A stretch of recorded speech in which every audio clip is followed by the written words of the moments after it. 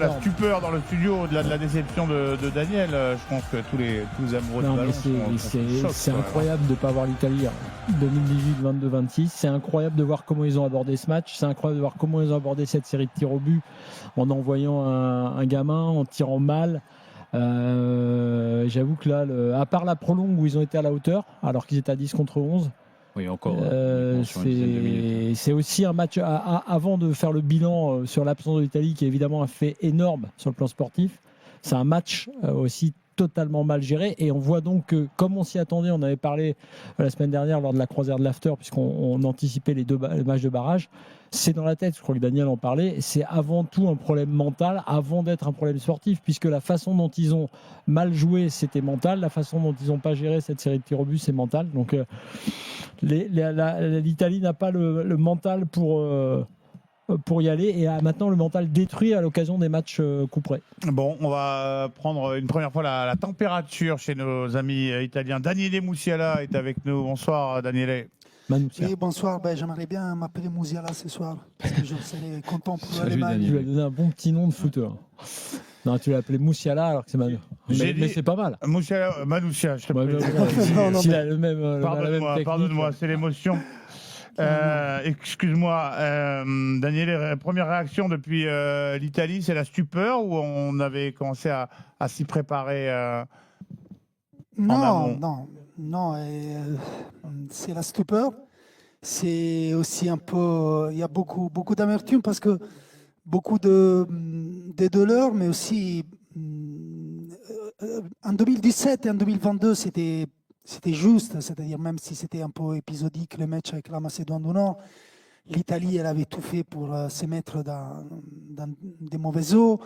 Là, franchement, moi je pense que l'Italie, on l'avait dit depuis des jours, l'Italie, elle n'est pas supérieure à la Bosnie au point de gagner le match facilement, au point de l'emporter de la maison. Il faut faire les matchs. Mais je pense que l'Italie, elle avait fait quelque chose de bien parce qu'elle gagnait 1-0. Après, elle laissait la Bosnie l'initiative. La Bosnie, elle avait mis beaucoup de centres, elle avait fait beaucoup de tirs. C'est vrai que l'Italie, elle n'était pas brillante, elle n'était pas... Mais comme on a montré, en 10 contre 11, l'Italie, elle a eu 3 énormes occasions. On peut discuter sur laquelle elle était plus grande.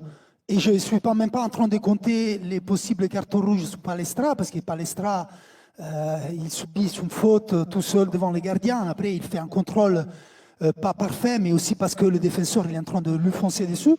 Donc si les défenseurs ne lui foncent pas dessous, peut-être il fait un contrôle meilleur. Les défenseurs lui foncent dessus, il ne prend pas la balle, il prend les joueurs. Moi je pense que c'est peut-être un carton rouge, on allait jouer au moins un quart d'heure 10 contre 10. Il y a eu les occasions d'avant, donc je pense qu'il y a beaucoup de choses qui font vraiment, qui augmentent l'amertume ce soir par rapport aux autres années. Là, c'est pas seulement... Daniel, je pense vraiment pas que ce soit lié à cette possible erreur d'arbitrage. Quand tu vois 25 tirs à 6, et même s'il y a eu de l'infériorité numérique et 25 occasions à 6, 30 tirs à 9. Oui, mais il ne faut pas regarder les tirs. On n'est pas en train de jouer à FIFA là. Non, tirs... sauf que là. Le carton rouge a faussé un peu le match. Certes, mais regarde, même pendant la prolongation, en étant plus haut, en restant par moments moins bas, on a vu qu'ils étaient capables d'aller au moins se donner un peu d'air. Tu vois, moi je trouve que mentalement, et y compris évidemment sur cette série de tirs au but, on voit qu'il y a quelque chose, et je crois qu'on en parlait avec toi la semaine dernière, on se doutait que ça allait être plutôt mental que technique. Après avec les tirs au but, là aussi de tirer pour deuxième, c'est pas... On sait que c'est plus difficile. C'est peut-être, moi je suis d'accord avec vous, c'est une erreur d'envoyer Pio Esposito à tirer les premières pénaltys. C'est un joueur avec pas d'expérience, très jeune. Mais globalement, moi j'ai dit oui, c'est vrai, les statistiques, elles parlent d'un match dominé par la Bosnie, aussi parce qu'ils étaient 11 contre 10. Mais si on regarde les occasions, l'Italie, même à 10 contre 11, elle a eu des occasions. Di Marco, je ne sais pas combien de fois, les tirs de Di Marco, que ce soir, il a mal joué, il a bien joué. Je ne sais pas combien de fois il le met pas au moins dans les buts.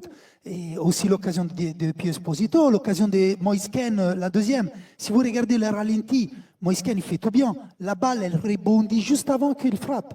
Alors là, mais tout ça, c'est pour dire, par rapport aux dernières fois, l'Italie, là, elle avait un peu plus mérité dans des conditions difficiles, parce qu'on l'avait dit, c'était difficile. La Bosnie, c'est une très belle équipe. Ce soir, on a vu, il faut aussi dire ça, il faut dire que c'est une belle équipe qui est passée. Bakterovic, c'était le meilleur joueur sur le terrain.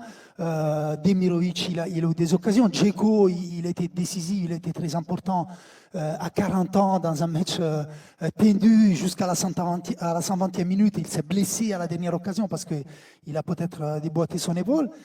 Donc la Bosnie aussi, elle a fait son match. Mais je pense que l'Italie aussi, après 11 contre 11, l'Italie elle continue à faire les matchs qu'elle fait la première mi-temps. Elle s'est fait égaliser, on va au penalty et on perd. Je suis d'accord avec vous.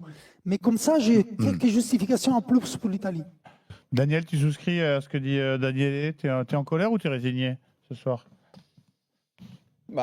Plutôt résigné, parce que c'est même plus original maintenant que l'Italie n'aille plus à la Coupe du Monde. Quand ça se répète à ce point-là, ok, t'es malade, on va répéter pendant combien d'années que t'es malade. À un moment, tu prends un docteur, tu te soignes, quoi. Je veux dire, c'est le sport de haut niveau, on le sait tous que c'est mental.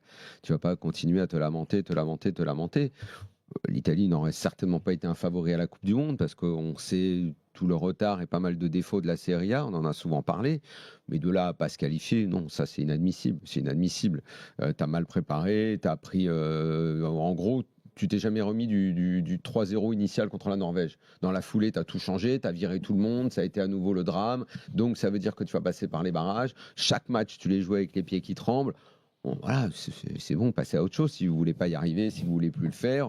Là, le football italien prend un choc terrible. Je sais pas quels seront les commentaires, mais j'ai l'impression qu'on prend pas réellement conscience là-bas des vrais problèmes. Alors, il y en a 1000, hein, il y a beaucoup moins de jeunes qui jouent au foot. C'est plus un sport qu'à la place qu'il avait il y a 20, 30 ans dans la société italienne, c'est vrai. On s'en détourne, les gamins vont plus jouer au tennis maintenant. Même le rugby est en train de gagner en popularité, alors qu'on partait quand même de très loin sur ce sport-là. Sur le foot, oui, il y a un dégoût, mais il y a un dégoût depuis très longtemps pour plein de choses qui se sont passées dans le foot. Ça suit après avec les résultats. Les résultats vont pas rabibocher les Italiens avec le foot. Il va y avoir un dédain, un rejet même. Il va y avoir même, une rupture sociologique avec le foot même. Ouais, moi j'ai envie d'appuyer mes propos.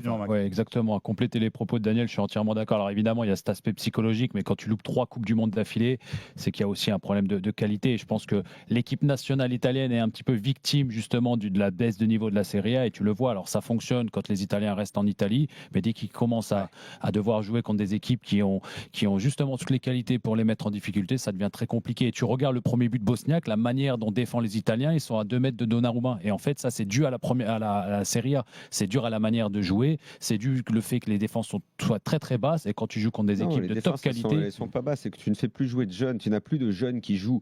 Quand tu as un jeune, vous vous souvenez probablement de ce match, il n'y a que l'Italie qui défend comme ça, Daniel. Non, mais là ils défendent là. Mais sur un ensemble, en règle générale, il n'y a plus personne ne défend comme ça dans le championnat. Plus personne. En tout cas, pourquoi les Italiens défendent comme ça? Mais parce qu'ils n'arrivent pas à jouer, parce qu'ils sont malades. Mais ça n'existe plus ce football-là. C'est pour ça qu'ils ont été incapables de le faire. S'ils étaient encore capables de le faire, ils auraient su le faire. Mais ils ne savent plus le faire. Mais quand à Milan, tu recrutes un gamin qui s'appelle, c'est juste un symbole parmi tant d'autres, Ricci, je ne sais pas si vous vous souvenez de ce France-Italie que l'Italie avait gagné au Stade de France.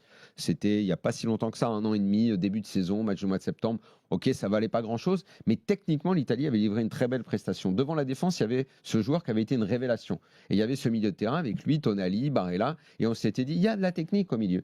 Ce joueur-là jouait au Torino. C'était un mec dont on parlait beaucoup dans le football italien, qui devait devenir un cadre au milieu de terrain, un joueur important. Ce gars-là est parti à Milan. Mais Allegri ne le fait pas jouer, parce qu'il préfère faire jouer Modric, et ils ont recruté Modric qui a 40 ans. Et c'est lui qui se balade, qui fait pas une mauvaise saison, en plus. En marchant dans un championnat où on marche et où il n'y a plus l'intensité. Donc si tu fais le choix qu'un jeune Italien comme ça, que tu vas chercher, qui était dans un club de seconde catégorie pour aller dans un top club, et tu ne le fais pas jouer, c'est toute la politique du football en Italie qu'il faut revoir. Mais bon. Et si après 3 Coupes du Monde, tu l'as pas interdit de penser qu'on va tout mettre par terre. En effet, en Italie, pas sûr que les Gattuso sont encore sélectionneurs.